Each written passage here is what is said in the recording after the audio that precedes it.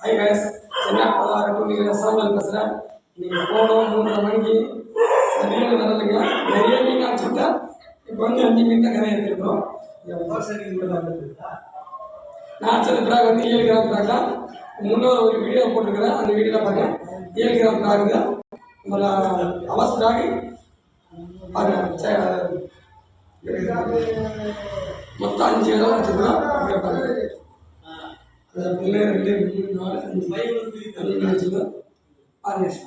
Like பண்ணுங்க, comment பண்ணுங்க, மறக்காம வந்து சேனல் சப்ஸ்கிரைப் பண்ணுங்க.